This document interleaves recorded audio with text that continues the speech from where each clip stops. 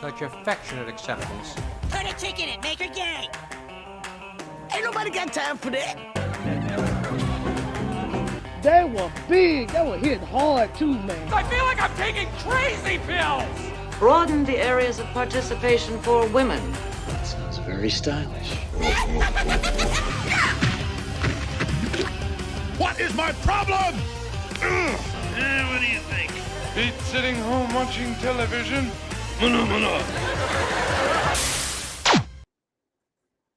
Hey, how's everyone doing tonight on this happy Thursday, the day before Friday?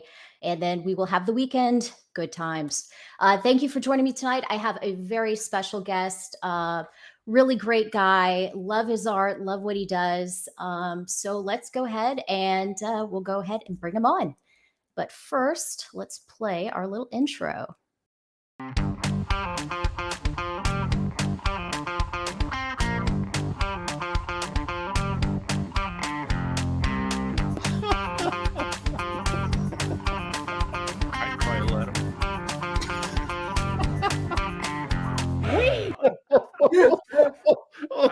That can't be real. I'm gonna have to hire you to do some videos for me, I guess. My goodness, back me up. I had to do something special for you because you have, in my opinion, one of the best laughs in Comicsgate. It just cracks me up. So whenever like I'm watching you on Kings or one of the other streams, I'm just every time I hear you laugh, it just makes me smile. So I wanted to highlight that. I'm here to bring you joy. That's what do. I'm here for. Yeah. So. Oh gosh, yeah. And that one stream you did, I guess when you first launched Kit Carter and you were showing, or Ethan was showing the clips and everything of the Michael Jackson and the Sausage Party and Macaulay Culkin. I was like, is that I was with you. I'm like, that can't be real. There's no way that is real. Well, then I went on Malin's show after that, and those guys just, they were just mercilessly destroying me about like talking about tentacle porn and all sorts of stuff. And I was like, you guys, thank you for soiling my IP. Thank you so much. Well, they're keeping it real, right? But you bring balance to the force. You have those guys that still, they like to have their little lowbrow humor, and you bring some class to everything. So I raise it up. You do. Thank goodness for that. So, how have you been? I've been good. Thank you for having me on, by the way. I appreciate it. We always kind of talk about getting on each other's streams, and it never seems to happen. My biggest problem is I just don't plan ahead. Yeah. You're probably way more organized than I am. So it's, it's nothing personal. I keep saying, God, I got to have Abra on sometime. And then suddenly it's Sunday again, and I haven't done anything. And I'm like, well, next week I'll talk to her about coming on. It just the time flies. Yes. So I'll let you interview me today, and then next time I will interview you. And then that sounds like a deal. Perfect deal. So I am very excited about your new book, Kit Carter. I know you've been, I guess, talking about this idea for a while. I've seen the posters and everything that you have in the background when you stream sometimes, and then you have photos of her from different conventions that you attend. So this character is from, what were you saying before? 2014, 2015? 2012, actually. Wow. I didn't even realize it was that old. It's funny when you start looking at, so when did I first come up with it? It was like Wraith of God was like 1997 is when I first came up with that. And it's been sitting there for almost 30 years before I use it, right? Or 25, if I can count, I don't know, somewhere in that neighborhood. And so I was looking back at, how much material I had to do the Kit Carter sketchbook, which is something that's part of the campaign. And I was just like, wow, 2012, I found the first one I did. And I created the character really just, I didn't have any designs for it. I mean, in terms of story or anything like that, I was putting together sketchbooks, which was kind of the fad, 15 years ago and on, where you get these little 24, 48 page pamphlet sized sketchbooks that we do for conventions so that you had something to sell right at the show.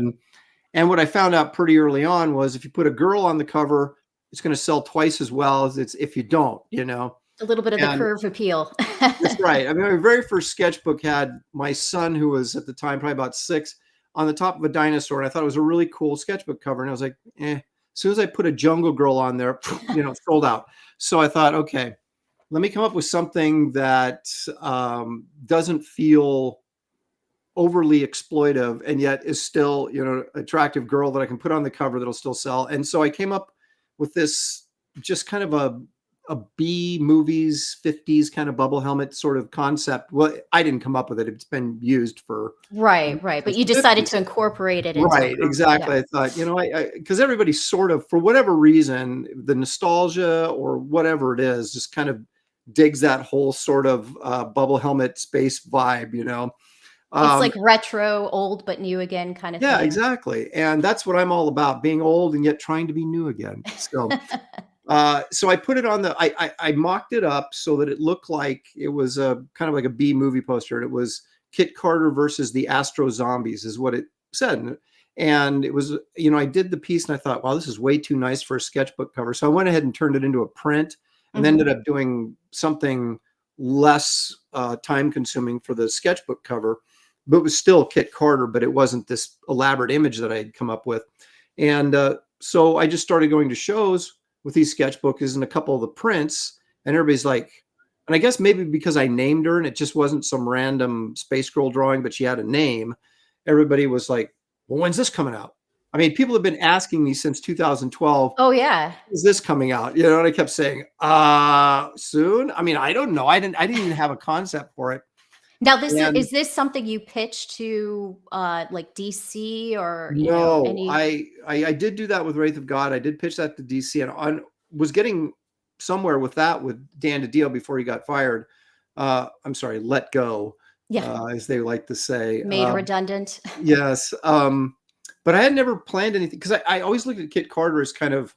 I thought the image was appealing and everybody kind of liked the image, but I thought, who's gonna buy a whimsical space adventure book, and but people kept bugging me about it, I thought, all right, I better come up with some sort of concept for this. And so I did. And what I found was that because of, a lot of times when you come up with a character, there's usually a story attached to it. It's all this sort of, it's not just an image like, oh, I drew this cool character today. Now I got to figure out what I'm going to do with it. It was, you usually have a concept and then you come up with the character and then the concept, it just sort of expands out and you've already got sort of an idea or story direction that you want to go. Kit Carter was just the opposite. It was it was an image. And so I started writing a script for it. It started getting serious. And I was like, well, wait a minute. This isn't supposed to be serious. It's supposed to be very lighthearted. And so I had to pull back and I was like, this isn't working. And then I thought, well, what can I do with this character? And I thought, well, what if I approach it as a newspaper strip? Like if I was doing a Sunday newspaper strip, I hope someone in the chat or even you, Abra, because you look quite young, that you even know what a newspaper strip is. Well, I sold my soul, so that's why I look a little bit younger than I actually am. But okay, so you're sacrificing. You have blood sacrifices every once a year, right? So I thought, well, let me try that. And so what I did was I came up with, and it was really easy for me to kind of write a gag, right? So I formatted them in comic book size pages as opposed to newspapers because I thought, well, if I ever want to print these, it'll be in a comic book, so I want that size. Right. And so, but I approached them like a newspaper strip. I said, okay, I'm going to have this continuing adventure, but every strip is going to have, a start and a payoff gag, right? But then it's going to be part of a larger continuity, right? Mm-hmm. And so I started writing those things and it started working for me. And so in that way, I was able to figure out the character and what I wanted to do with her. And so those ended up, I did some of them online and like a webtoons kind of format. Yeah, what I did was I tried this idea of what I called a story print. Because I thought at first I was thinking, what if I did like a scene with Batman and the Joker on a 11x17 comic book formatted page, but make it a print, right? So you have this little like one-page story you sign and number it, make it seem, collectible. And would something like that sell? And so I did it with Kit Carter. And what I did was to kind of incentivize people buying the print was I said, well, if you get this print for $15, you'll then have access to the first 6 episodes. And I called each strip an episode, right? So it's episode That's 1, smart. episode 2, right? Mhm. And I said, you'll have access to 6 episodes online. And so I created a protected little website that was part of my website, my homepage, aaronlopresti.com. It was like a special little thing on there. And so you'd order the print, then you'd get the code, and you could go and read the next 6 episodes in color. So I did those over the course of probably 2 years. I did 6 of them, because I was working on other stuff. But I really sort of figured out how I wanted to approach the character. And so those strips are very almost slapstick. And I thought if I do a graphic novel, I'm going to have to pull back a little bit so that it's a mix of humor and adventure, but it's not just the Three Stooges. And when did you introduce Merv the Astro Chimp? Was he part of the original concept of Kit Carter, or? The very first drawing I did of this bubble helmet space girl that became Kit Carter was just a print I did, and she was just sitting on top of this lizard banth type creature that I created, right? And she had a big old laser rifle.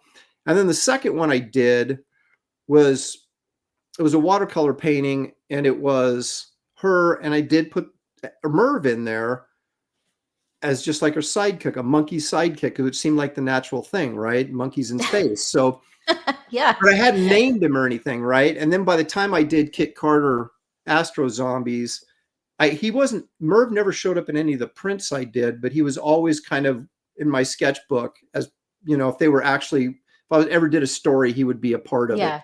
And a great sidekick. I like that. So does he provide comic relief or anything like that? He is. What I've decided to do was make him what's funny about the book. Kit's kind of the straight man, and Merv is just, always concerned about his beer, buffoon. Yeah, beer, pizza, can't really rely on him. He saves the day accidentally, kind of stuff like that. So when I started putting together the graphic novel, I was like, that's how I kind of wanted to go. Instead of just making the whole thing absurd from start to finish, I'm going to play it off kind of like a humor. There's going to be humor in it. Anybody that's read Power Cubed, which was my creator-owned trade paperback I did through Dark Horse when I was working at DC, I actually have some of those again now available on the campaign.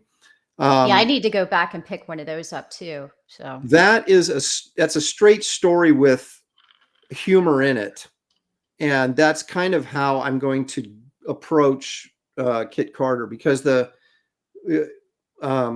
Power Cube thing has some real issues with this kid and his dad, but everything is just everything around him is absurd, right? He fights this evil Nazi scientist, that saved the brain of who we think is Hitler, but it doesn't turn out to be Hitler. But anyway, just really goofy stuff. But he's again the kind of the straight man where all this stuff is happening to him. So that's kind of how I'm going to go forward with Kit Carter, is that it's going to be mostly Merv and the situations she's in that are really absurd, but she's not, she's kind of playing it straight for the most part. Yeah.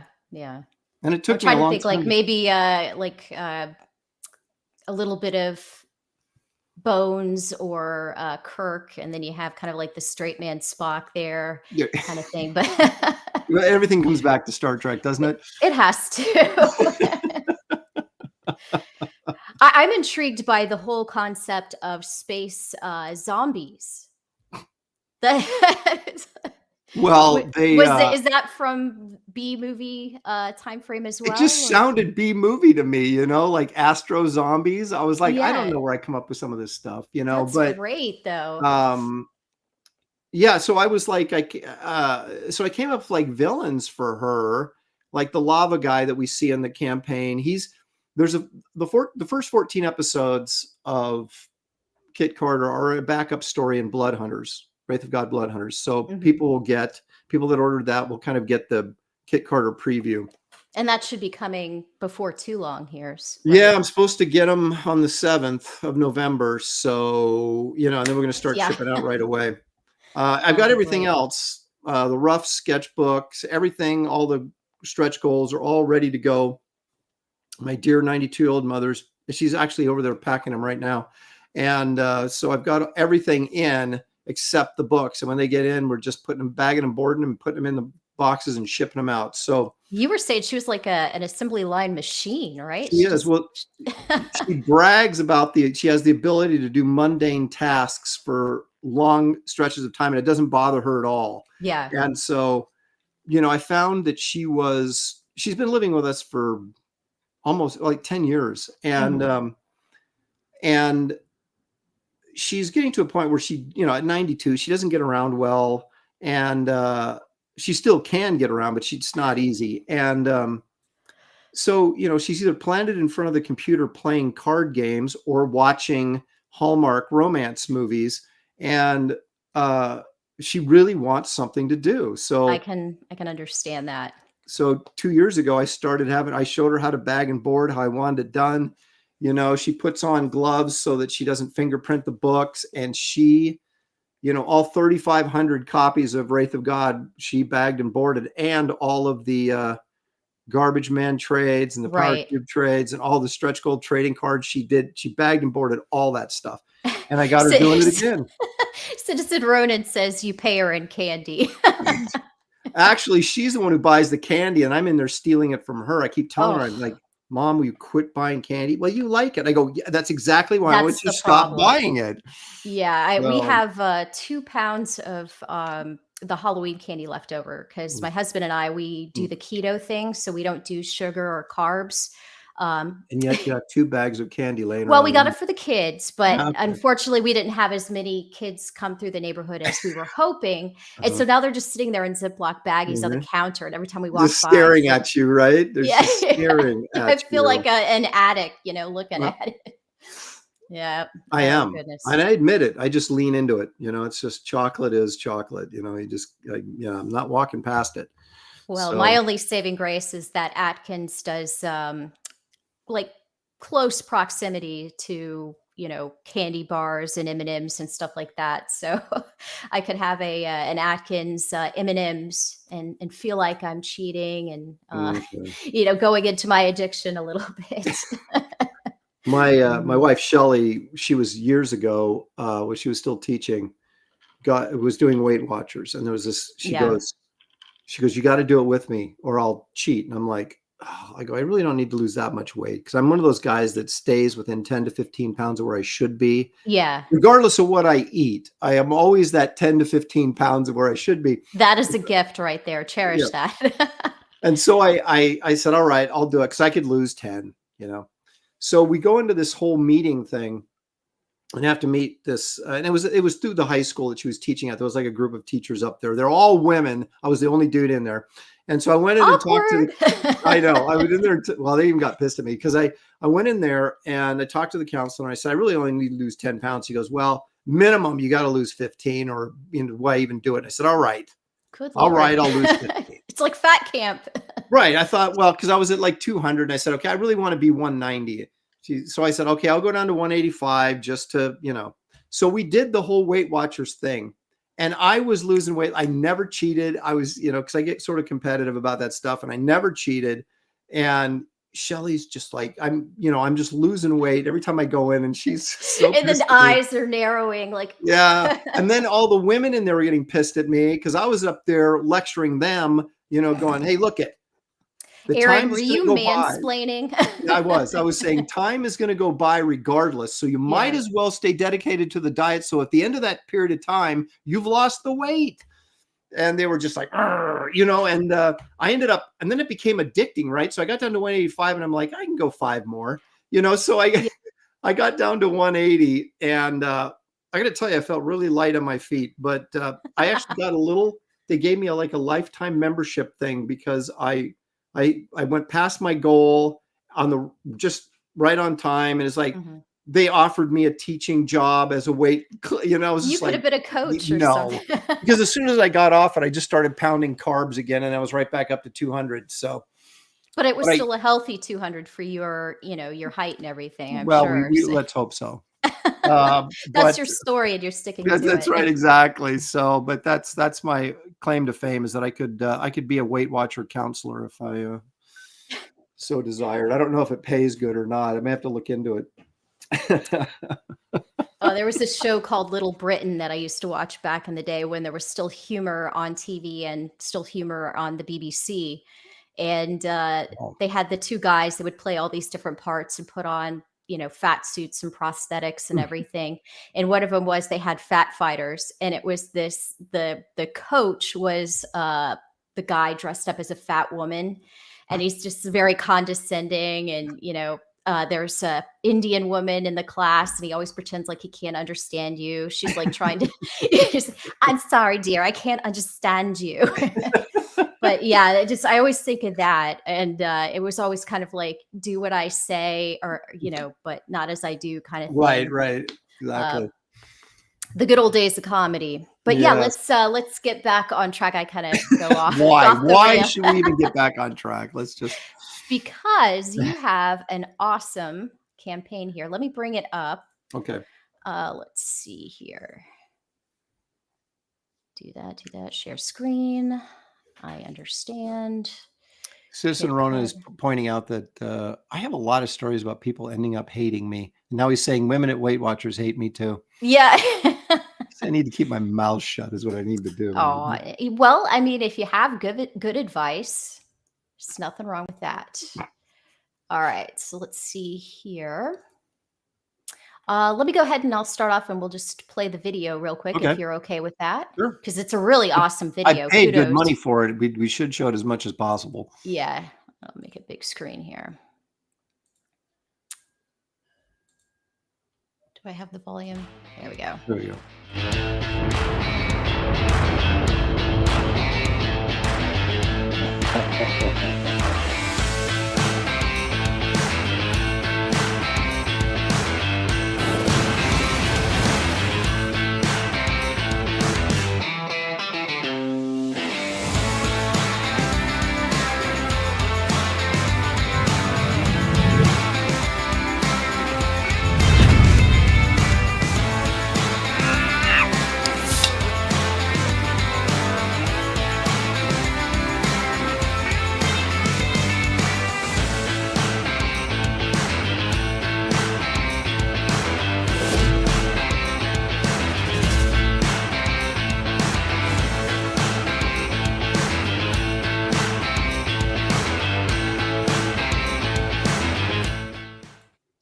Very nice. Yeah, I really like that a lot.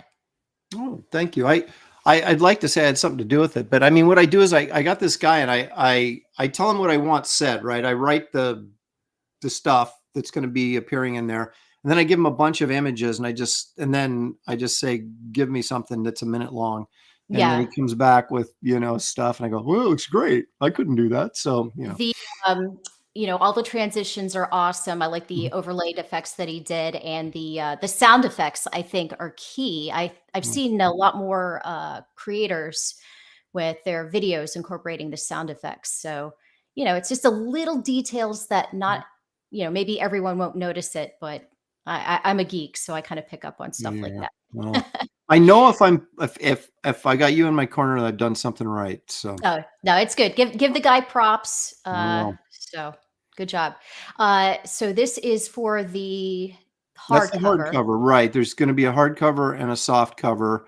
The hardcover is going to be signed and numbered, a limited edition. So say I get 1,000 orders, right? So I probably won't get 1,000, but let's say I get 750. Maybe I'll print 1,000 of them. So I have an extra 200 or so of those.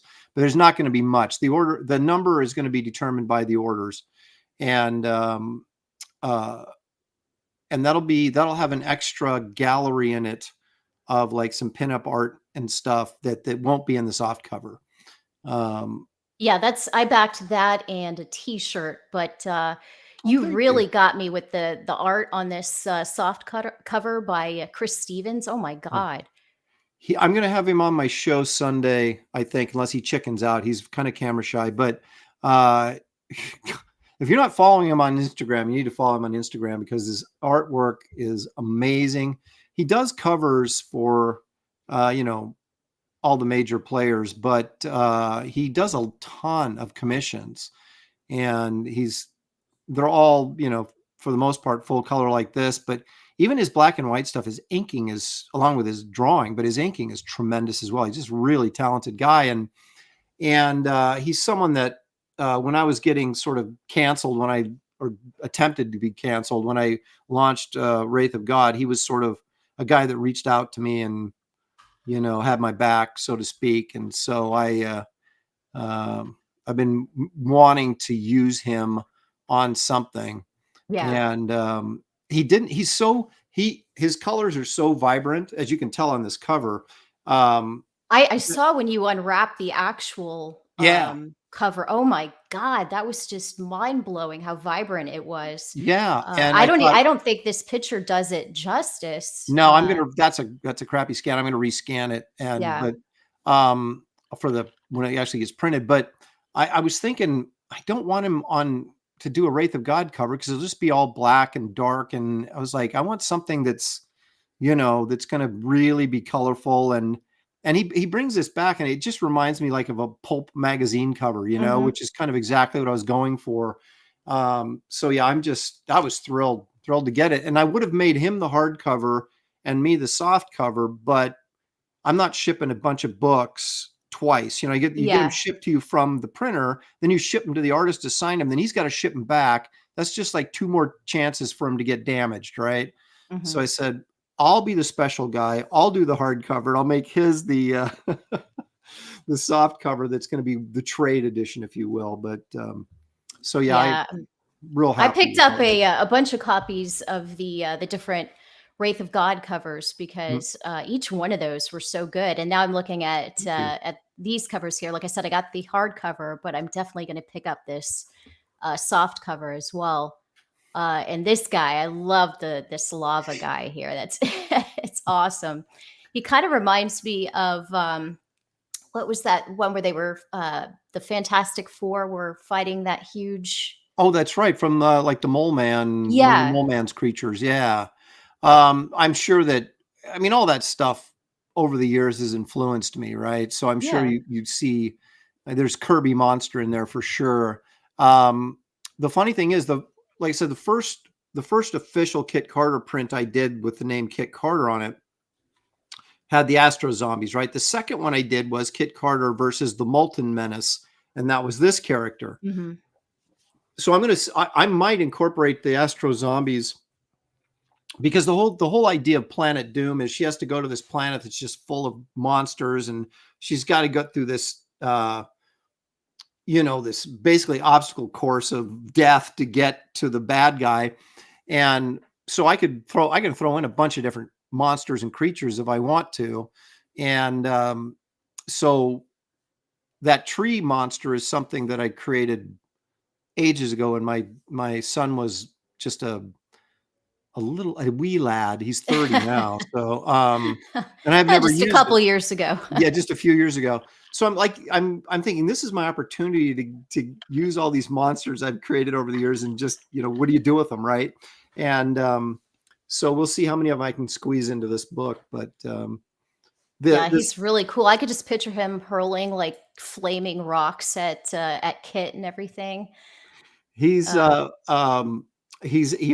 in the 14-page preview story that comes in Wraith of God, and this kind of pays it off. It's sort of like an Indiana Jones movie. It starts with her finishing off him, and then it gets into the regular story after that. So nice. We kind of jump in, hit the ground running, I guess, as it were. And I really like the design of her too. You made her sexy enough, but still, classy and kind of modest with the suit. But she could have a little bit of the male gaze going on there. Well, the very first one I did, this painting I did, she had no leg coverings. And as I was looking at the painting, I was like, this is stupid. She can't exist in space in like a swimsuit, right? It was just dumb. Right.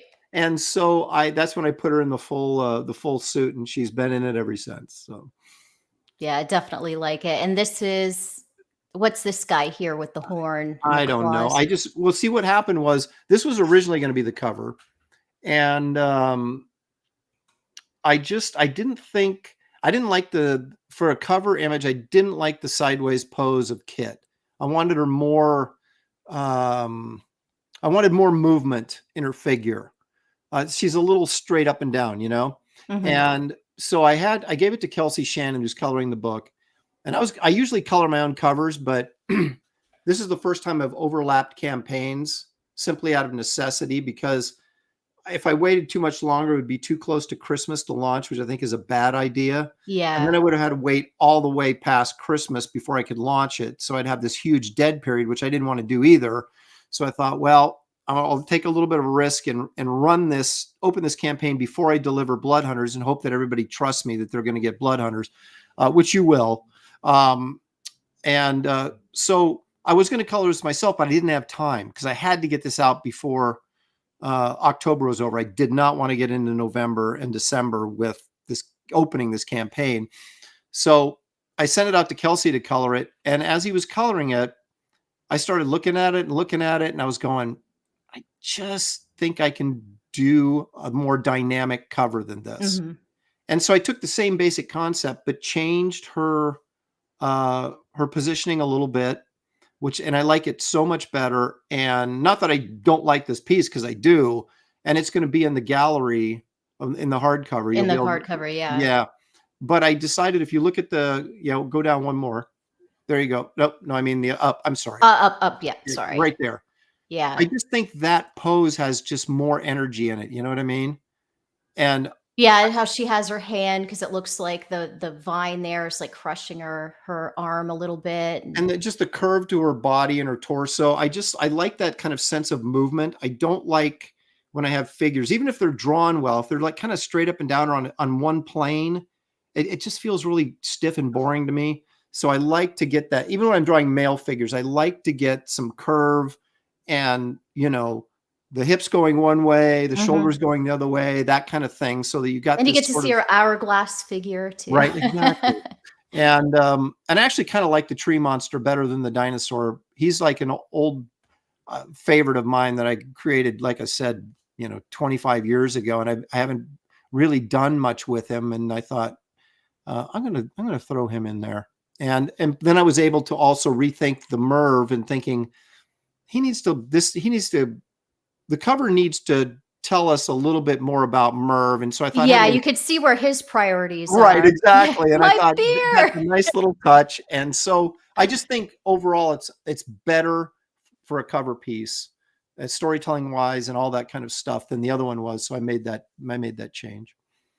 Let's see. We have Marcus Kelligrew here. He says, it really reminds me of my comic I co-published in the 90s, The Amazing Adventures of Captain Courage, with Cap, Johnny Halo, and Kitty Nova. Oh, I love those names. Yeah.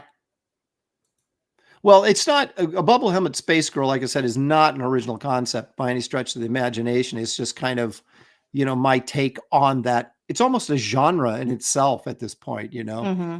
If they were making this a movie and this was the 1950s, who would you want to play Kit Carter? Someone just asked me that last night, and I really with the hair, I'm thinking Kim Novak. Kim Novak. I was wondering, do you think Marilyn Monroe could have pulled it off? Oh yeah, absolutely. In fact, if you look, I think Dave Stevens did a story. Like, if you go back to the mid '80s, it was in one of those Pacific books. Gosh darn it, I know Marcus Killigrew knows. And it was a 3D. It was like Alien Worlds. That's what it was, Alien Worlds, and it was Alien Worlds 3D. And there's a story where he's got this space girl in there that looks like Marilyn Monroe. And also Bill Stout, the illustrator, William Stout, he did a piece that for it was some comic shop. It like showed up in the price guide and stuff for years, and it just has this, basically looks like somewhat like Kit Carter with her hands out like this, kind of presenting the comic shop or whatever. Mm-hmm. And those were images that before I came up with Kit Carter, that I said, I really love this kind of nostalgia feel that, I mean, and obviously a lot of other guys do too, but yeah. So, I mean, Marilyn Monroe could do it, but I keep coming back to, for me, Kim Novak, although I can't imagine coercing Kim Novak to do a B sci-fi movie when at the height of her career. Probably wouldn't Right. have happened, but Well, if the price is right, you yeah, never that's know, right. right? That's right. Promise her some licensing or royalty deals, something like Right. that. We had someone here ask a question. Here we go. Fox Mulder wanted to know, are you using the same printer for Kit Carter as you used for Wraith of God? Wasn't sure if the problems you've had to deal with soured you on the one you've used before. No, I'm not using the same one. A lot of that is, yeah, we had some, we had some printing problems with Wraith of God that, I had to go back and fix, and it cost me, like half as much money again to get those problems fixed. And there was some sort of discussion about who was actually at fault. And Oh God, finger yeah, pointing. yeah, it was because my designers were like, I don't know why this is doing this. And they were saying, well, we don't know why. And I'm like, how can nobody know why this is happening? I'm not going to tell you what it is, because I want Yeah. people to go through the book and go, oh yeah, now I see it. You don't really notice it, but Can't see it from the road. yeah. So I do have I'm using Jostens for Wraith of God, who are probably the premier printers in the US. The problem with them is they print all the yearbooks in the United States. So you can't get a job if you're between like February and June, forget it. You can't get in. Yeah, they're just having to crank everything out. Right, for the yearbooks. And so, but if you're on the back end of that, like late summer or fall, like Wraith of God Blood Hunters is, it worked out perfectly. And I had them print my hardcover sketchbook that I did a couple of years ago, and it turned out really well. So I'm probably, because I have to do this as a hardcover and a soft cover, I don't want it going to two different printing houses, right? To do one and have someone else do the other. And Jostens has the best bindery for hardcovers. That's sort of what they do. And so do they do it in the States, or do they have to? No, they do it. It's actually in the States, and their wow. pricing is, I don't want to get too into the weeds because people are like, I don't care, but but their pricing is very competitive with, Chinese prices, which are, I mean, within a couple $100s, which is remarkable. That's hard. That's hard to do. Yeah. But they're so big that they can do that. They can be super competitive. Right. Whereas more of a smaller boutique printer, it's much more expensive, right? So, to answer, that was a long-winded answer to a very short question. That yes, I'm using a different printer. So that's good. Hopefully, no problems there. I know a lot of you guys have had to overcome printing issues and whatnot, and that has to be so frustrating. Well, I think the biggest issue is it's because we're small fry, right? And it's like, it's a big deal to us, but you go in there and you print, and as far as CG goes, I'm probably have, other than Ethan, I probably have as big a numbers as anybody in terms of just copies going to the press, right? And I'm still only looking at like, I did 3,500 copies on Wraith of God, and I'm going to be at 3,500 for Blood Hunters again. And, that seems like a big job, but to a printer, most of these printers, that's a nothing job, right? Yeah. And so you don't have as much, if you're doing a $40,000 or $50,000 print job, you can flex a little muscle. You're doing a $6,000 job or a $8,000 12 or whatever it ends up being, not so much. Right. So that's why we kind of get pushed to the back, and you sit there and go, oh, I turned my files into the printer. Now I have to wait 6 weeks, but it is what it is. And hope for the best. Yeah, exactly. Oh, goodness. Yeah, I was really impressed with Wraith of God. I know you saw my review and everything of that. I guess it's been about a year or so now. God, Yeah, it's time a good thing you flies. liked it, or I would never have recommended your channel. Yeah. No. And I was really, really impressed with that character. And I do like what you're doing. I know some people kind of roll their eyes and go, oh God, not another connected universe. But I think what you're doing, and I think what like Graham Nolan's doing, I think you're doing it the right way. Kind of building up each character and everything independently before you bring the different worlds and characters together. So Well, um it's a weird thing. Connected universes are stuff that people like to complain about because they end up being, when they get big, they end up being so problematic, yeah. and they create problems that can't be solved. But at the same time, you find that a lot of readers and fans like that because they can get under an umbrella and say, this is relevant to this, and so therefore it makes them want to be a part of the whole big picture rather than just picking and choosing. Oh, I like that book, but I'm going to ignore that one because that's not really my thing. And Right. so what I've tried to do is connect the characters without them necessarily being reliant on one another. Right. And so there is a big picture thing going on, but you're not necessarily having to read this to get that, you know what I mean? And also the challenging thing when you're a one person show is how much can you really get done in a reasonable amount of time, right? So I'm not bringing in enough money that I can just like start hiring people left and right to do all my books, right? And we get 6 books coming out a Yeah. year kind of thing. I still have to do them. And so I figured, and this is kind of the experiment with Blood Hunters, is I threw in backup stories using my other IPs. So you're still getting Wraith of God, and you're getting a healthy Wraith of God story. It's 54 pages long. So it's not, it's not a 20 pager. Yeah.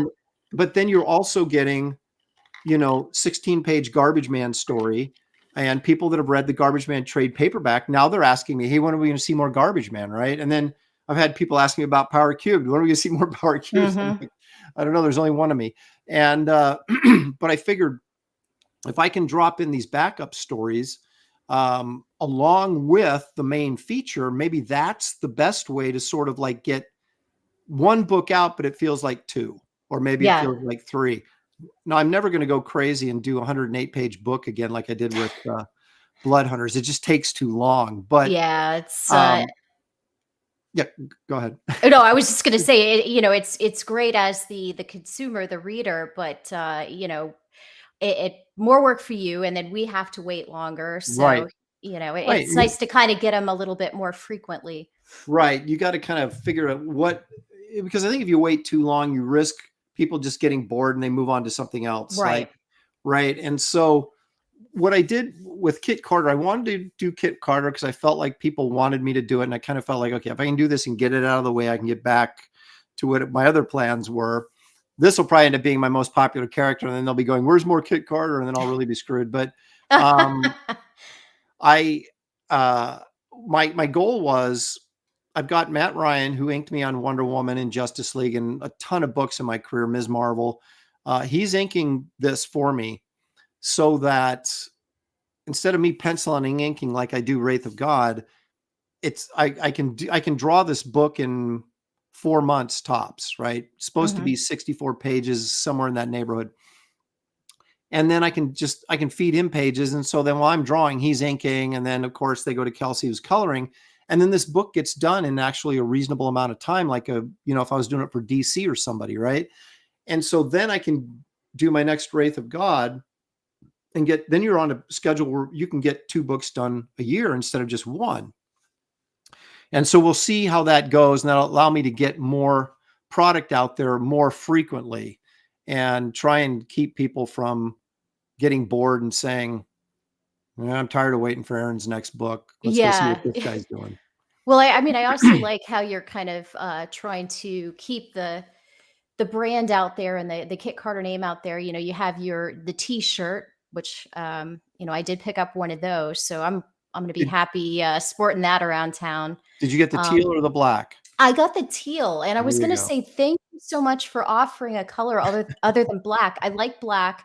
But if I'm wearing are the black shirts, I look like I'm a goth or You're depressed or going to another metal concert. yeah.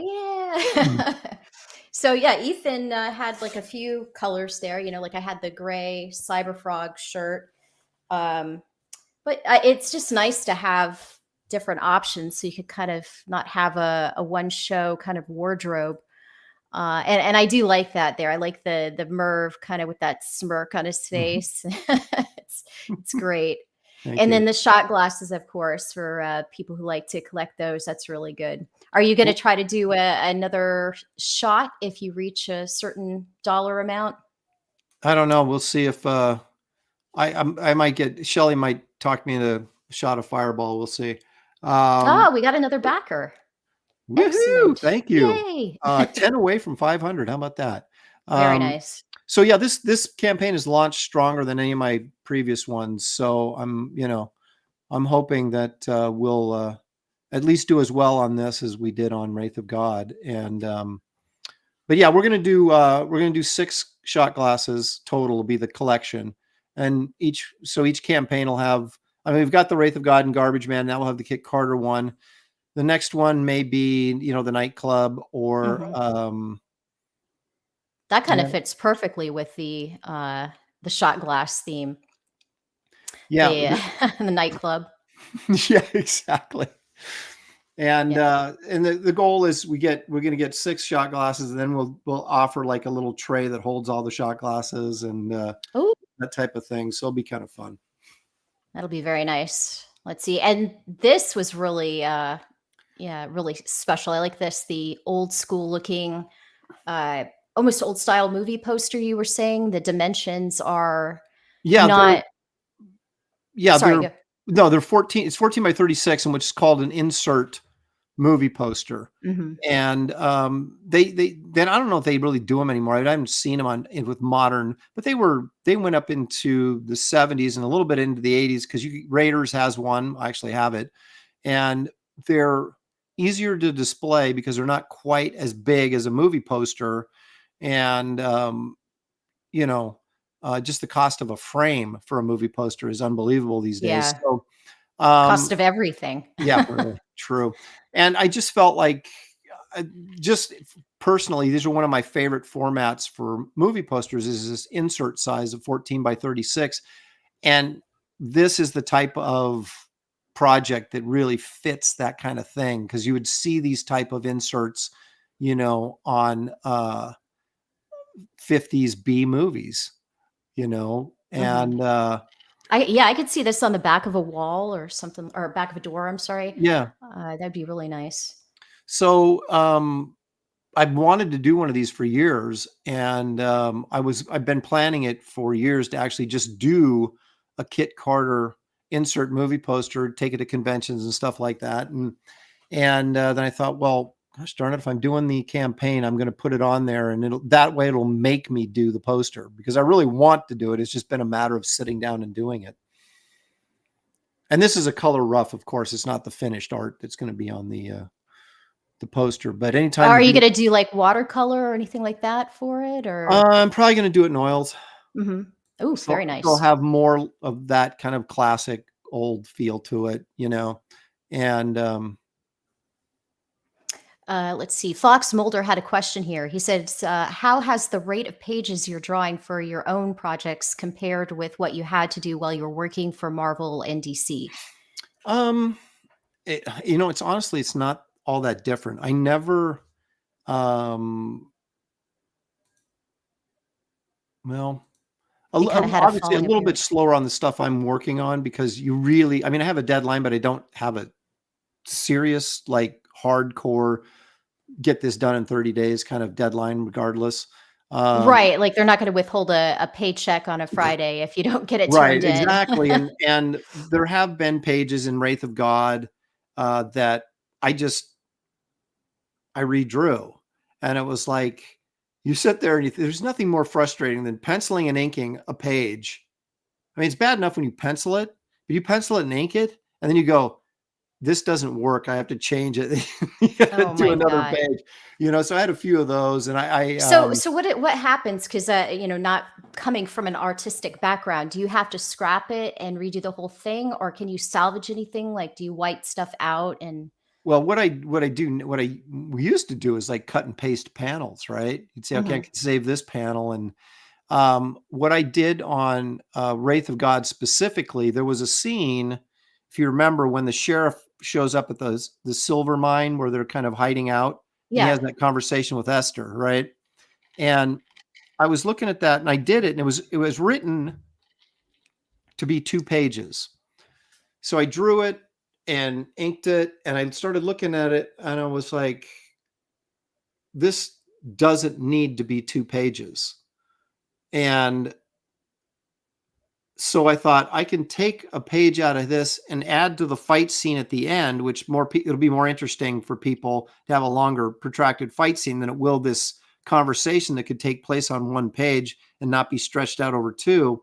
So what I did was I took the panels I could use, reformatted them in Photoshop, and then redrew what I needed to make the whole thing work on 1 page.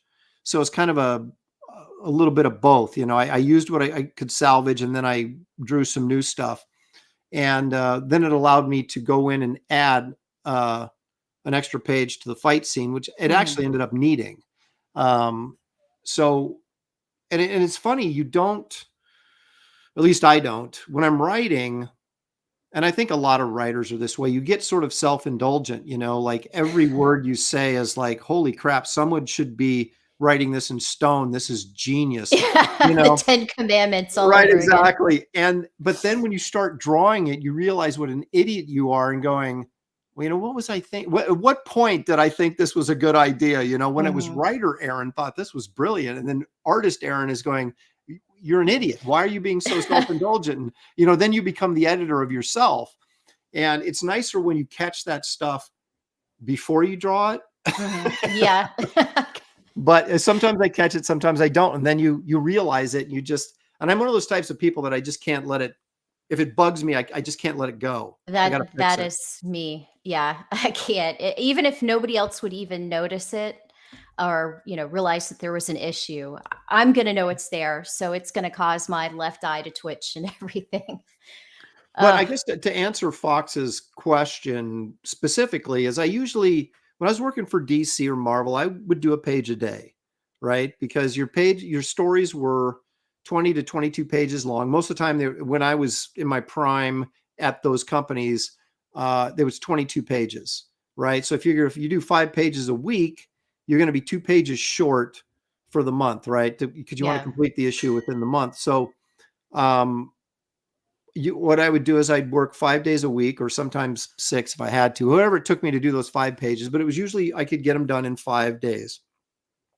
And then on those 2 weeks to get the 6 pages done, I would work Saturday or Sunday or whatever to get that done. Now, but I never penciled and inked anything other than covers when I was working at Marvel or DC. There just wasn't time. So with Wraith of God, I would format it so that, can I get this page penciled and inked in 3 days, right? Because normally it'd take you a day to pencil one, a day to ink it, right? There's your pardon me, not 3 days. If I could get 3 pages done in 2 days. No, that's not right either. My math is really messed up. Carry the one. Where's Shelly when we need her? Yeah, I know. I was like, what am I trying to say here? Basically a page, yeah. 1 page in a day and a half is what I'm trying to say. So it'd be 2 pages over 3 days. Is that Yeah. right? Yeah.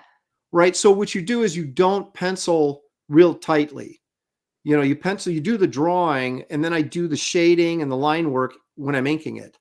That's what I did with Wraith of God. Mhm. Because Wraith of God, I wanted it rougher looking because it was a Western, right? It's a spaghetti Western sort of in my mind. And so I wanted it to kind of have that dirty sort of rough look to it. And so now I've got to kind of retrain myself with Kit Carter to go back to doing tight pencils like I used to do. So I sent him to the inker. He knows exactly what I want. And, but I I'm not one of those guys that said, "Oh my gosh, I'm doing my own project. I can now take a week per page." It's Yeah, just not. I think some creators, they, the ones that maybe haven't been in the industry as long, they're new to this, and especially the whole crowdfunding scene. They don't really realize how they need to budget their time, and then that's why there's so many delays. I mean, they have Yes. the art aspect down pat, but in terms of time management and fulfilling everything on a healthy schedule, is a lot to be learned there. Well, that's the thing, and I think Image ruined this for everybody in that when the art became so important that deadlines were thrown out the window, and that works for a little bit. If you have an audience that's super anxious for or just super stoked for something, and they're willing to wait because they think it's going to be brilliant, like Dale Keown's Pit or something, right? Where it was Yeah. just freaking awesome. But at the same time, doing 2 issues a year through comic shops, that's going to kill your title. And so, you know, but I think a lot of people came in and were so, and I'm not saying the art isn't important. I'm an artist, obviously, but you have to be able to find that sort of happy medium because your readers want to read your book. They don't want to sit around for 2 years and wait for it. They want to read your book, but they don't want a piece of crap, but they want it in a reasonable amount of time. And so you have to kind of figure out, okay, how can I do my best work within this schedule? And I've Right. never dropped that. I mean, it's part of being professional. And I always went into, even at a young age, realizing that I had to meet deadlines, and that was just part of the deal. And I still keep that with me. So I try to work at the same pace, just with the liberty of knowing that if I don't like something, I do have time to go in and fix it. But you are a creature of habit, and I've been doing this for 30 years. And so I still do it the same way. I still do the same process, just knowing, like I said, that I have the ability to, okay, I'll take an extra week and fix a couple things that normally I would have sent to DC and said, well, there's going to be a couple of pages that aren't great this month. And then you kind of have to come to terms with, you might not be able to get it to that point of the Sistine Chapel like you want it. You just kind of have to get it as close as possible to where you're happy with it, and the customers will be happy with it, and then kind of release your baby into the wild. Right. Well, that's the other thing too. And I don't know. You've got to understand that you're working in, this is not fine art. It's commercial art. Okay. Yeah. And I've had guys tell me, like Adam Hughes told me one time, he said, no one's ever going to remember that your book was late. They're just going to remember how great it was. But on the flip side, that is true if you're doing like a singular project, right? But if you're doing like I'm doing with Wraith of God, which is, a continuing series, you can only push that so far. Right. And yeah, I could make this page brilliant, or at least as brilliant as I am capable of making it, and spend an entire week on this page. Then you guys will never get your book, and then you get pissed off, and then you quit supporting me, right? So you find ways to do really good work, but you do it in a timely fashion so that you're happy with it and your readers are getting what they want. Mhm. So there's always that give and take. And I've never been one to just sort of abandon the readership and just say, I'm going to be so self-indulgent. This is going to be the most brilliant thing I've ever done. And everybody's going to sing my praises from the rooftops on that one issue that I did 6 years in the making. Right. It's not going to happen because I have stories to tell. And to me, that's the most important thing about comic books is they're not art books. They're storytelling. And that's a combination of the art working with the story. And I have this desire and this need to tell stories. And so I do them as fast as I can while still maintaining a quality that I can live with. Mhm. Any like quick advice that you could tell some of these young bucks that might just, they're new to this completely, especially the crowdfunding format, just to kind of help them keep everything in focus? Well, are you talking about actually like producing the book or dealing with the actual crowdfunding aspect of producing the book? But I guess maybe a little bit of both, but keeping on track, keeping Well, the I'll tell finish you, line in sight. I'll tell you, you want to stay on track, get married and have kids. That will keep you on track because you got bills to pay, and then Yeah, you're the one who's mouths to responsible feed. for paying them, right? And I did that very early on, so it was like I was always focused on paying bills, and I still am. But so that's a great motivating factor. I would say twofold. People would always ask me, how do you draw so fast? And what you do is you find ways not to cut corners, but to be more efficient in what you're doing. And what I found was I would take, let's see if I got one laying around here. I got a little stub of one right here. These blue, I don't use non-photo because non-photo is too waxy and you end up pushing too hard on it. And then you've got like craters in your paper. This is just light blue. It's a coal erase. So they're erasable, which is nice. But I do all my layouts in blue pencil, all my underdrawing in blue pencil. That way I never have to erase them. When you're doing your underdrawing in pencil, and especially if someone else is inking it, you got to clean that up at some point. And that is very time consuming because you end up erasing stuff you already drew, then you got to redraw it. So this blue pencil, I started using this years ago, and it's just saved me so much time because it eliminated that cleanup stage. So I rough everything in the blue pencil, and then I basically clean it up with my tighter pencil over the top of the blue without ever really having to erase it. And the only thing that ever gets erased is the faces, right? Because that's the stuff you're constantly tweaking. Right, exactly, and getting expressions and things like that. But as far as the figure work and things like that, I knock it out in blue, and then I just clean it up in the pencil line. Then when I scan it, I don't scan if I ink my own stuff, I scan it in bitmap at like 1200 DPI, as opposed to a lot of people will scan it in color or grayscale, and that picks up everything. And then you're spending hours cleaning up your page after you've scanned it. Bitmap requires very little cleanup, and it does get jaggier than if you did grayscale, but when it's printing the size that it's printing, you can't tell. Right. And I talk to inkers, and some of them scan bitmap, some of them scan grayscale, and it just depends on how much cleanup you want to do after the fact. And I don't want to do any. So that's one way that sort of saved me time in just the drawing process, is doing my drawings in blue pencil. And then as far as I had a lot of people, industry pros, reaching out to me. I guess the ones that are still afraid to talk to me, reach out to me and like, how are you doing this? What's the landscape like? And the thing I tell everybody is there's no guarantees for sure, right? I think everybody sort of looked at some of the money that was being made early on in Comicsgate and saying, oh my gosh, this is a cash cow, and I'll just throw my hat in the arena and I'm going to make $100,000. That doesn't work that way. And you still have to have a great IP that is interesting to people. And I've been helped by the fact that I've got a 30-year career in the mainstream, and I can say, I drew the Hulk, or I drew the Avengers, or I drew X-Men, or you know what I mean? That helps, definitely. So it's harder if you don't have that. But I always tell all these guys, I'm like, you'd better get yourself a YouTube channel, and you better get used to streaming constantly, because that's how you have to make the rounds. Right. You have to have your own channel, but also be on everybody else's channel.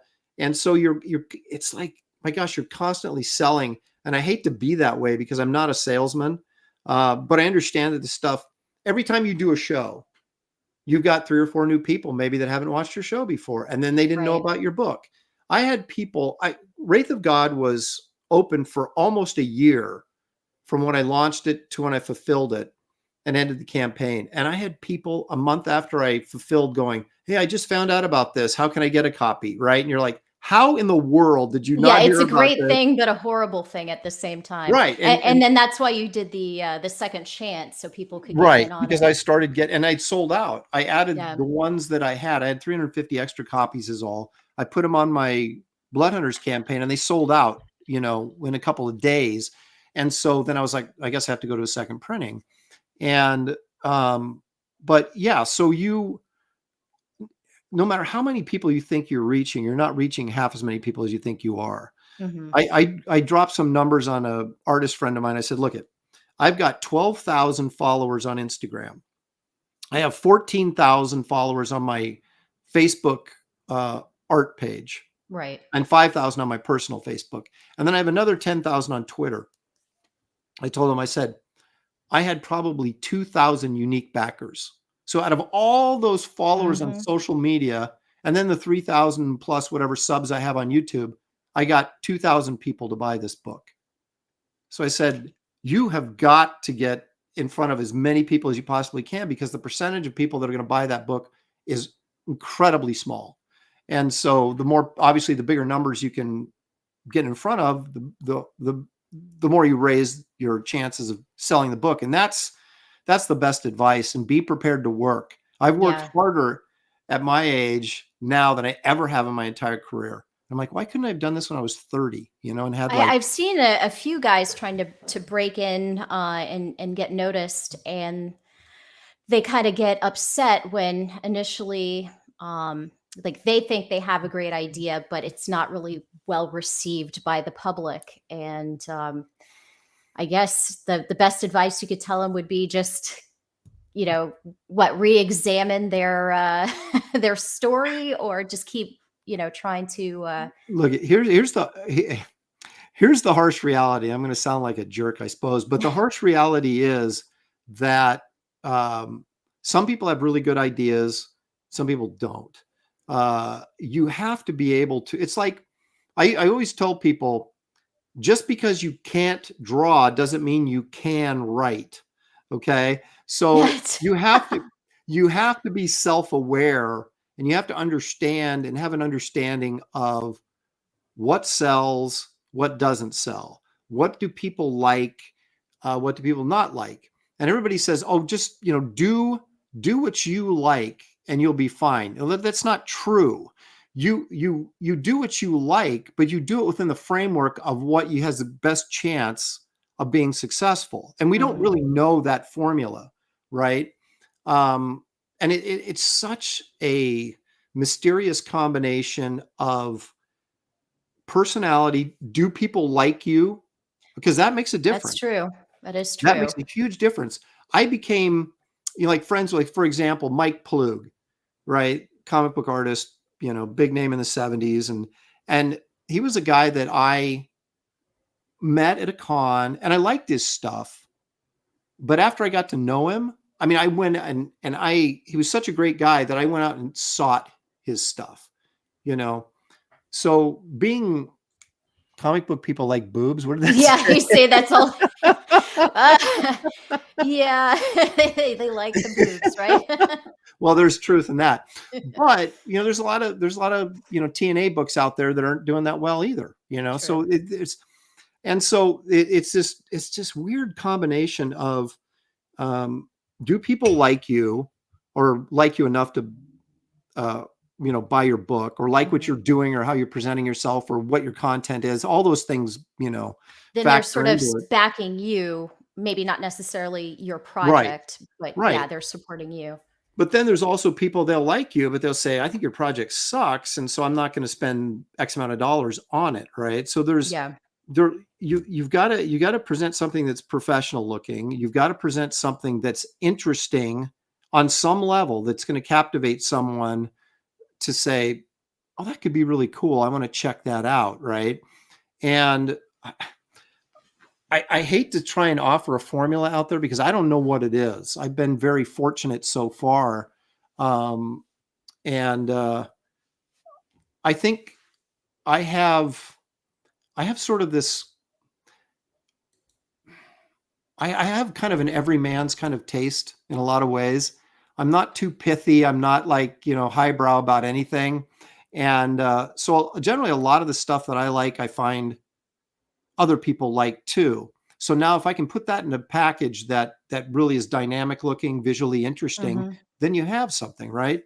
But I was worried about Wraith of God because it's a Western, and pushing a Western can be dangerous. And I think it's kind of growing in popularity. I'm not sure what is inspiring that, but it seems like people I I think don't Wraith know. of God's inspiring it, Abra. That's what did it. I brought It the whole could be. genre back. So you got Razor Fist and everything doing his Western book, and Well, it's been uh, ignored. It's a genre that's been ignored really in comics since really the 50s, and I had no desire for anything Western, movies or otherwise, until I would say maybe the last 5 to 10 years.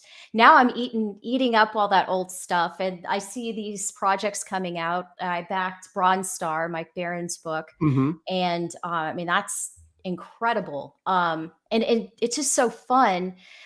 Just how that period everything was untamed and just wild, and you never knew what could happen, and you could break your leg and then that would be the end of you. And there's, I don't know, as I get older I find that more appealing.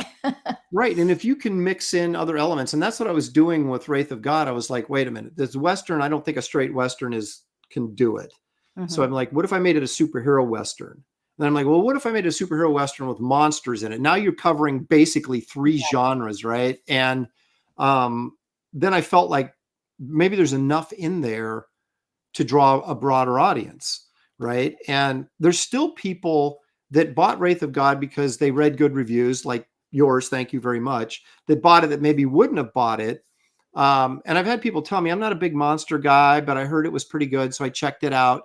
And so you're never going to hit everybody with a single genre, right? Right. And I think it's tough to do straight superheroes, because even though it's not as tough now because Marvel and DC are just totally destroying the genre and opening the door for the rest of us. But Yes. it's still a tough sell because you're still competing with Spider-Man, you're still competing with the FF.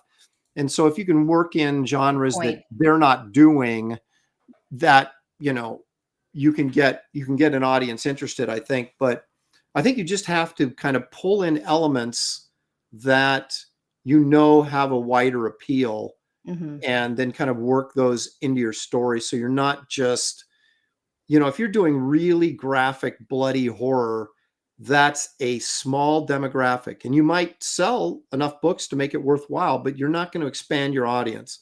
And so I try and kind of be in that middle ground that makes the material accessible to as many people as possible, to Right. give myself the best chance to succeed. So Kind of Kit Carter, cast a wide net. right? If I made Kit Carter a porno book, I would reach a certain demographic, right? But I wouldn't be able to reach a broader demographic, right? So, I mean, I wouldn't do that anyway, but I'm just saying that if you do something like that, you've got the kind of the sex appeal of the character has, but you also have the fun, right? And you also have the adventure. And so it's hitting on a bunch of different marks rather than just one small specific genre. Mhm. And so I guess that would be my advice, is try and hit as many notes as you can, and make your designs as appealing and as broad as they can possibly be. And that in itself that's still not really a very specific formula, right? What does that all mean? But And I guess a lot of that comes with trial and error and years yeah, of experience. yeah, So. yeah. We have another question or comment here from Fox Mulder. One last question. Since Kit Carter is inspired in part by 50s science fiction B movies, did you mostly rely on memory, or did you go back and rewatch any films? No, I mean, I watch that stuff anyway, so it's not like I would go back to watch it and refresh my memory. Anytime something like that's on, I'm watching it. But If you were to recommend to anyone in the audience or myself a movie to watch that you'd say, okay, this is kind of like the spirit of Kit Carter, what B movie would you recommend?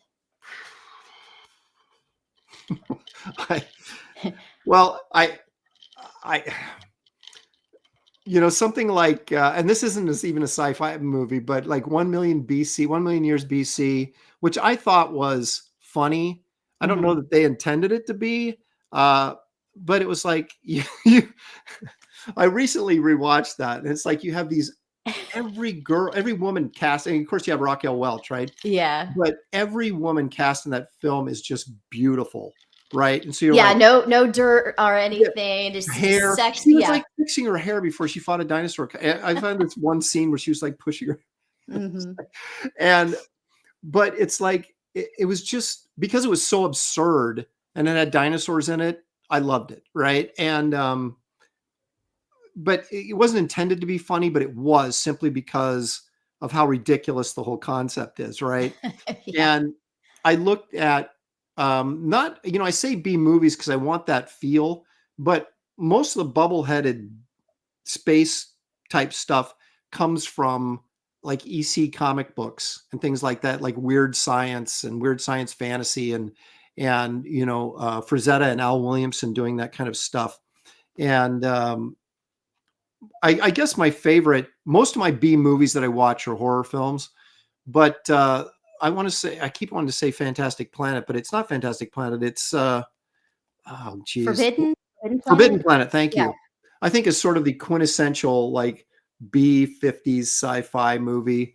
I remember watching Planet of the Vampires, but that was surprisingly creepy for a B movie like that. But yeah, so I would say I don't know that there is maybe Barbarella is sort of supposed to be sort of a comedy, but it was so weird.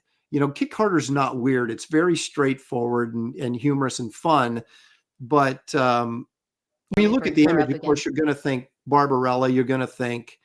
I was really looking at 1 million BC when I was conceptualizing the poster and things like that. Even though it has nothing to do with science fiction, but it does have that kind of feel to it, Yeah, the creature almost has a dinosaur vibe to it. Yeah, anytime I can work either a monster or a dinosaur in there, you can bet it's going to be in my book. So how could I get Wraith of God to fight dinosaurs? That would be interesting. Now, what time period would you say this? Would this be years in the our future? No, this would because I actually had sort of this crossover event thing sort of planned out I shouldn't say planned out, but conceptualized for Kit Carter and Power Cubed, because they're, well, you haven't read Power Cubed, so I won't be a spoiler here, but at the end, it leaves itself open for what might be a space adventure, okay? And I thought, wouldn't it be funny if, we had Kit, so she would probably be at the same, she might be in a different dimension, or she might be just in a galaxy really far away where there's just different stuff going on than what we have here on Earth. Right. And, but yeah, so I would say if she landed on Earth, it would be modern day, probably. So it's not, it's not a galaxy. It's a galaxy far, far away, but it's not necessarily a long time ago. Yeah. Because I want to keep the door open. If for some reason I wanted to pull her into a story at some point she wouldn't mix with Wraith of God. That would be like, too serious and too humorous. But I do have stories or characters that kind of fit in that sort of gray area of, is it kind of being funny and serious at the same time, that, they could cross over. So I'd like to keep that option open. Is she human or just humanoid or? That's an excellent question. I guess it would be humanoid because she didn't come from Earth. Mm-hmm. It's not like, Duck Dodgers in the 24th and a half century, where, she's recruited from Earth and doing this thing. She's just, she's out there. It's like Merv, the Astro Chimp. He's from like a monkey planet. He's not, from Earth. And, does he speak in the comic? Yes. Okay. The evolution of Merv is that he originally had a tail. And then I started realizing, I was like, wait a minute, if he's a chimp, he wouldn't have a tail. So I cut off his tail and he's now just, so I have. That reminds me of that Mandela effect thing with Curious George. Some people remember him with the tail and some people are like, no, he never had a tail. So I'm like, I don't even know what to think. Well, did he have a tail? Now you got me wondering. I'm telling you, that it makes me think that these alternate dimensions might be a real thing. Like with the particle accelerator, maybe we just opened up a whole bunch of, dimensions. Weird. But so I have tons of sketches in my sketchbooks of Merv with a tail, which is actually pretty handy because he can use it to swing off things and things like that. But I was just like, it would be weird for the suit. Yeah. Well, it was hanging out. That was the thing. It was hanging out of the suit, right? Let it all hang out. Right. And so it was funny because Chris Stevens asked me, he goes, this monkey thing, is he like a real chimp? Or I'm like, well, he's kind of a real chimp. I said he should look like a chimp, but I said he's got really big cartoonish feet, so I said make his feet bigger and that type of thing. But I just eventually, the practical side of me said, no, if he's a chimp, he wouldn't have a tail. So I got rid of his tail. So now he has to. I know, isn't it? It's kind of sad, right? But you'll see in the sketchbook that goes with this campaign, if you ordered the sketchbook, you'll see drawings of Merv with a tail. Yeah, right. Yeah, the sketchbook. Yeah, and that's the pencil image for Kit Carter versus the Astro Zombies. Now, are the Astro Zombies going to be featured in this one, or were they only featured? They were only originally. They were just for that concept art. I was going to do a story with her fighting the Astro Zombies, and they might show up in this. Like I said, I don't have the script completely done. I kind of have an outline, and I've got like the first 8 pages of finished script done, but there's a lot of spots for monster appearances. Mm-hmm. It's kind of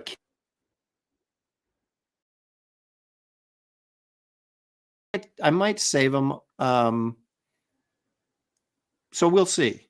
It's undecided at this point if I'm going to drop them in there or not. This is actually Aaron's creation, Baz.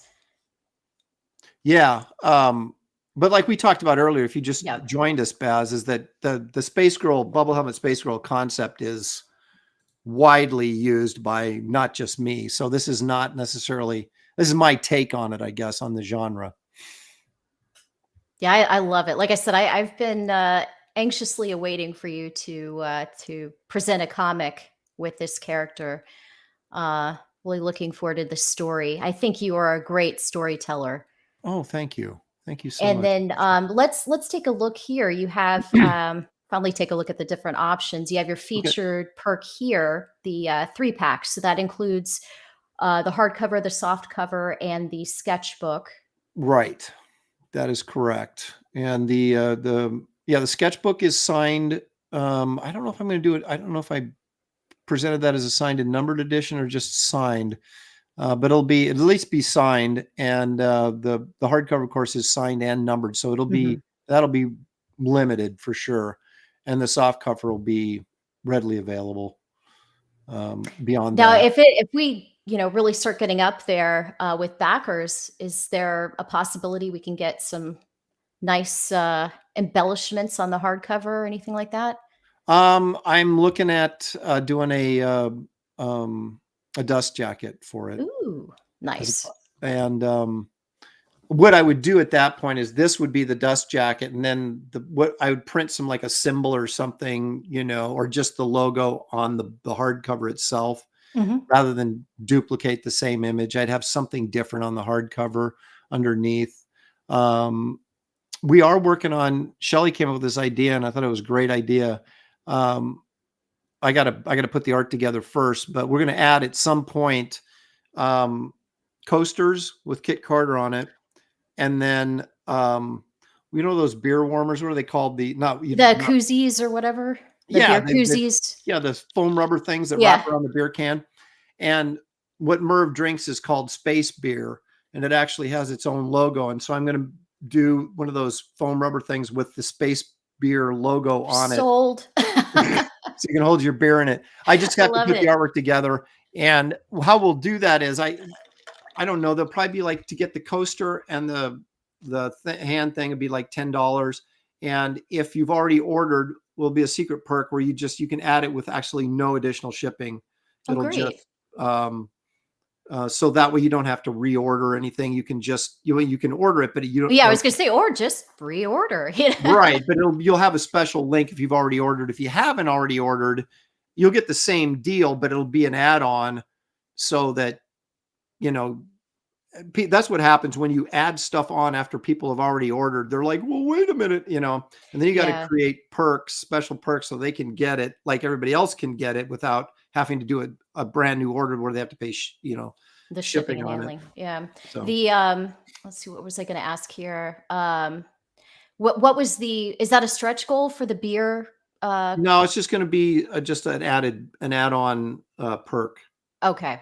Because the stretch goals are, well, the first one we've already hit, which is I got David Williams to do 3 trading cards. He did the one for early sign up people, and there was perks that was, secret links to secret perks. That's what I'm trying to say. That were sent out before the campaign opened that you could use to order any of these, and it would feature the card. And the card is that featured on here? no, I haven't put the artwork up because it's not So colored it's got to yet. be. Oh, Okay, I'm thinking of something else in it. There. Yeah, there's the stretch goals. Okay. So, Yep. but it's a trading card of my little robot from Power Cube, whose name is Click. And so that's the special card that you get if you signed up early. If you didn't, I'll make it available. Once I get it colored, I'll make it available that you can actually buy one if you're like a card completist.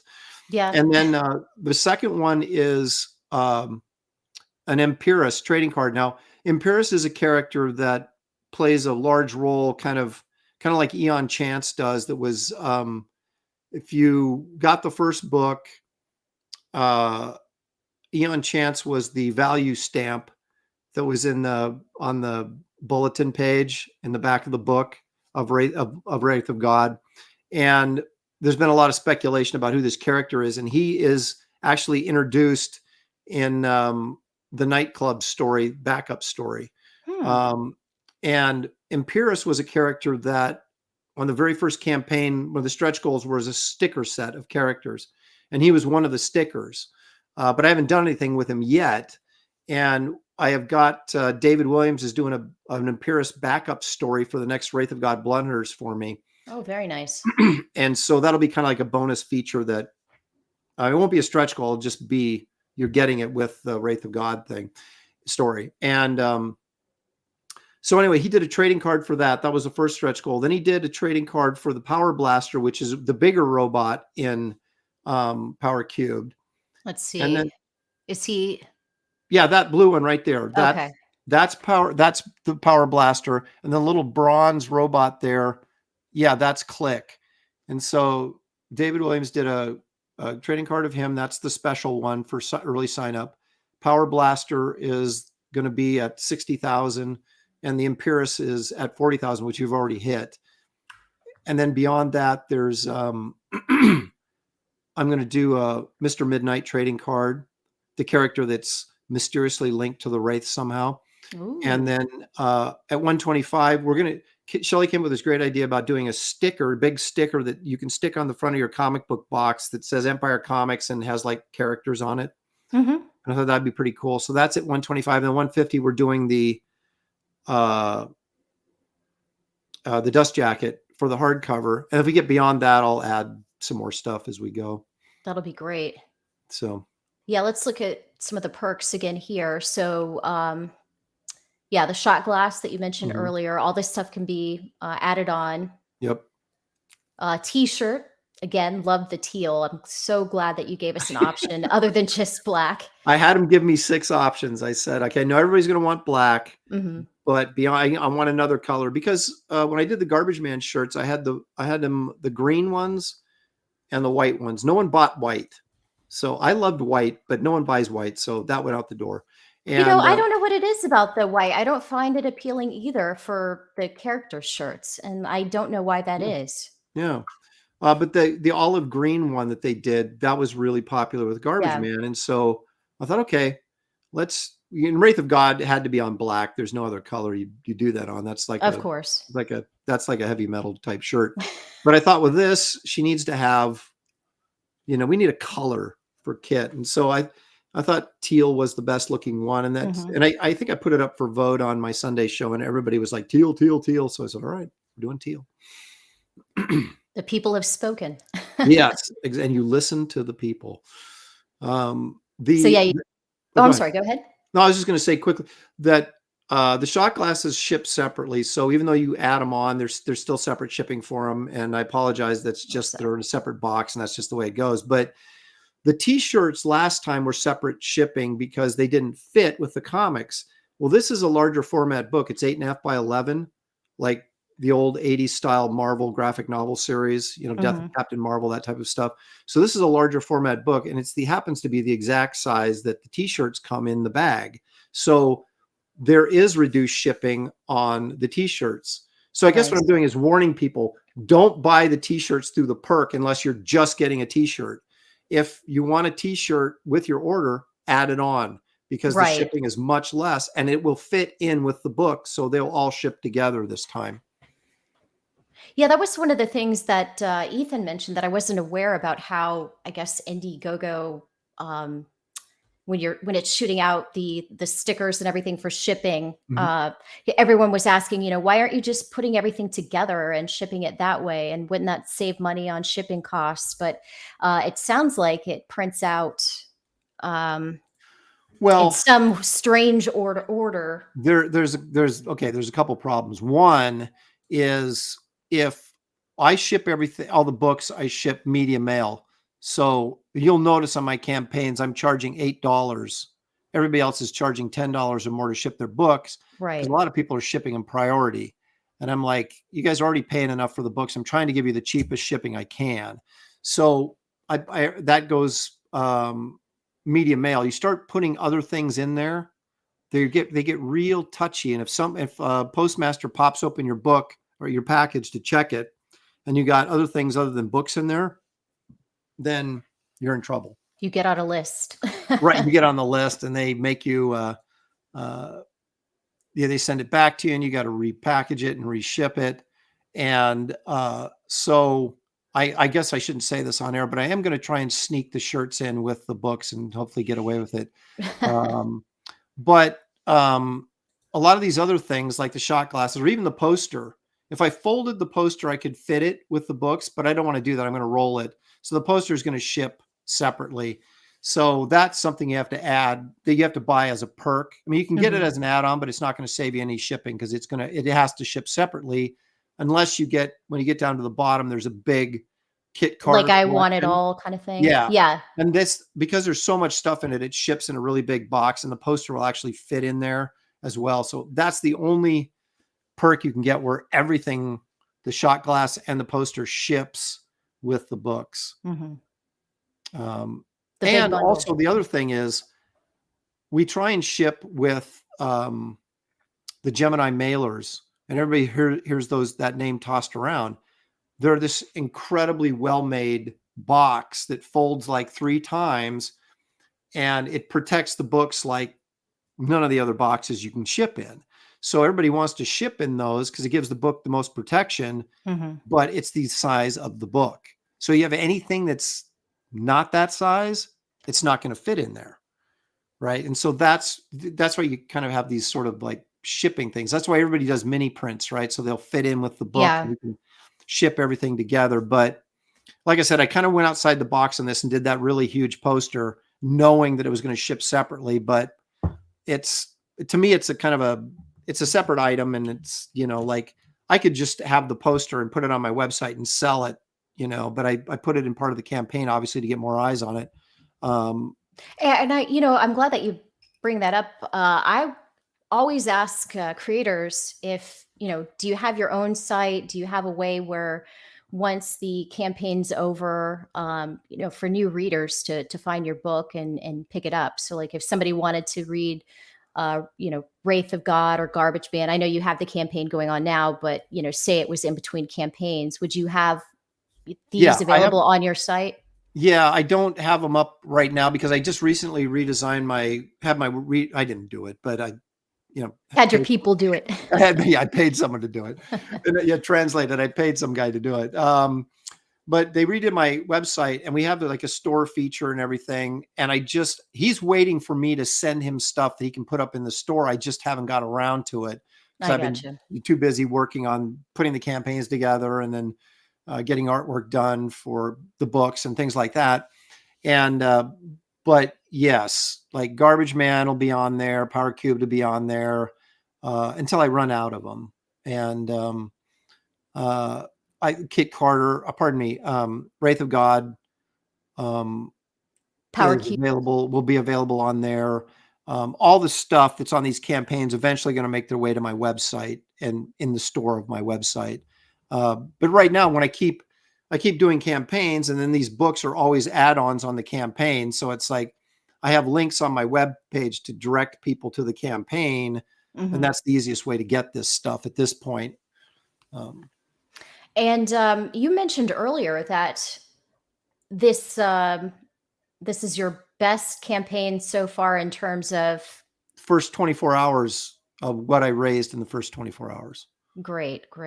Because there's kind of like you do your own metrics, and for me, it's like, what do you launch at? Where are you at in your first 30 days?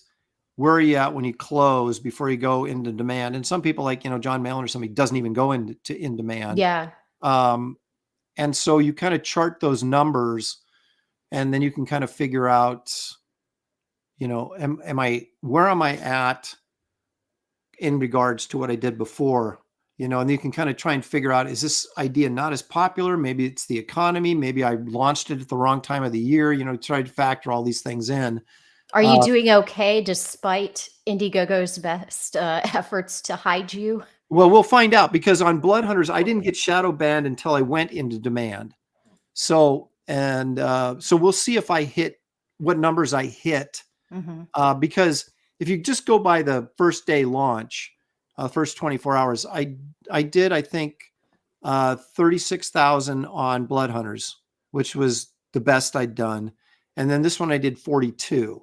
So if all things remain the same, you would think that this, when I go into demand after 30 days, then I do another 15 usually, and then I go into demand. So like the first 45 days, I hit 100,000, 102, I think, on Blood Hunters. If I can, so if this comes in, like, say, at 70,000 when I close, then I'll know it's either the shadow banning is hurting it, or the economy, or I launched, I'm closing too close to Christmas, all these kind of things that you can kind of take into consideration.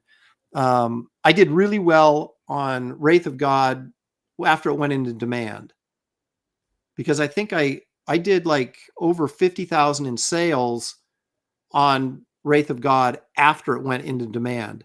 Blood Hunters, I did about 30. So I didn't do as well, but I did better on the front end. Right. So I still ended up better on Blood Hunters than I did Wraith of God when the campaign ended. So we'll see. We'll see what Kit Carter can do for me. Yeah. Well, I think it's a great concept. So I think Thank you. Really, really excited about that. So we've kind of gone over the tiers. Anything else that you'd want potential backers to know about the campaign, about the character? I just got a really good team working on this. I think this will probably, like I said, there's 3 pages of art on there from the interior pages, and you can see how nice it looks. Yeah. It's just with, Matt Ryan inking. It's not going to look like Wraith of God. It's going to be much slicker, much more what you're used to seeing from me, from my DC work and Marvel work. You can really see the nice line work that, Matt did on this double page spread here. This page is 2 and 3.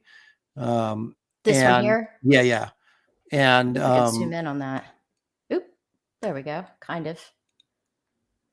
Yeah, he's fantastic. And it makes me, I have to, like I said, my pencils have to be tighter than I would if I was inking it myself, but the results are really, really nice. So this is probably, in a traditional sense, probably going to be the best looking book I've put out yet. And I'm kind of excited because Wraith of God is very serious, right? It deals with serious subjects, and it also, it's a little bit on the darker side. This is about as lighthearted as you can get, with somebody fighting monsters. Right. But the one thing I noticed when I laid the campaign page out was just how bright and colorful it was, and I'm like, it just feels like fun, And I think I heard you mention, you said it was kind of nice to work on something a little bit lighter as opposed to just the the heaviness, the dark kind of nature of Wraith of God. Right. Um, And, you know, and so I'm sort of looking forward to that. It's almost like a little bit of a reprieve, you know, it's like when you're working on a book at DC or Marvel and you're on a 2-year run, nothing really changes that much. Right. And it's, but now I can go in and do, okay, I've done 2 issues of Wraith of God. Now I'm going to go and do this, which is totally different. And then I can go back and do Wraith of God. And then maybe I'll do something else that's totally different after that, or, you know, whatever. So it keeps you from getting maybe not bored, because I'm certainly not bored doing it, but complacent maybe. right. Keeps you on your toes, keeps you fresh. Yes. I could definitely appreciate that. Well, let me see. I think that about wraps it up for me. Aaron, thank you so much. I really appreciate you agreeing to come on. You know, I know I'm still kind of a smaller channel, but I'm growing every day. And You have a small channel, Abra, but our love for you is great. I appreciate that. I really appreciate that. You're a great guy. You know, I was going to say a great artist, a great creator, but, you know, a great human being too. So, Well, thank you. I appreciate you saying that, because I think at the end of the day, that's what matters, right? yeah. So, Yeah, they always talk about putting positivity and good things out there in the world. And I think you're doing your part for sure. well, that's very kind of you. Thank you. I really appreciate you saying that. And I want to thank everyone who joined me in the chat. Marcus, Kelligrew, Ray, thank you for stopping by. Citizen Ronan, Baz, thank you for coming. I want to see if did I miss anybody else? If I missed anybody, Richie Dupe, great to see everybody here tonight. Thank you again, Aaron. And Can I say one thing before we? Yes, please do. Not that I haven't talked enough already, but I know, I'm sorry, I get going and I can ramble for hours. Fox Mulder said, "Do I ever bounce my ideas off Shelley?" Oh, No. yeah. No.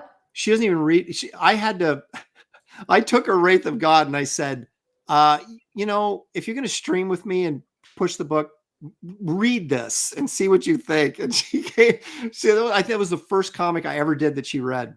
Wow. And like in, you know, 31 years. And so she comes back in and goes, "Hey, this was actually pretty good." I thought it was kind of a moving story too. That whole dynamic with Esther and the Wraith.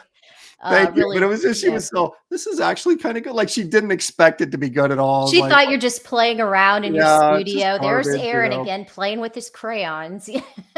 So yeah, so I don't really, I've got a friend that I think we all have, like that friend that like you get stuck on an idea or something and you go bounce the idea off your friend and you have like a little back and forth and then Right. the floodgates open up. And so I have a friend that I bounce stories off of when I get stuck. So Yeah, that's the way to do it. I think she probably has more of that mathematical, analytical mind. yeah, You know, she's where always, you have the creative. yeah, kind she's of always mind. like, you know, we should sell this. You should do this kind of thing. It's never like, "Oh, I got this great idea for a story." She doesn't think like that. So But you guys make a perfect team. So that's right. We fill those voids, right? It's like yeah, we're left. the yin and the brain. yin and the yang, Yeah, whatever they call it. exactly. All right, Exactly. Aaron. If you don't mind, please stay for a few minutes in the green room, Sure. and I'm going to go ahead and sign off here. Oh, it looks like we just got another person here right when I'm signing off. But thank you for joining. Please consider backing Kit Carter. You get that classic 50s space kind of campy sci-fi story. I'm really looking forward to it. I hope you guys will back it, and you'll like it too, I'm sure. All right, until next week or next time, I will see you later. So I could find my. All right, there we go. Exit button. Bye. 50 sets off of me. I've had enough. Get the hell out of my house. In Jesus' name, I pray.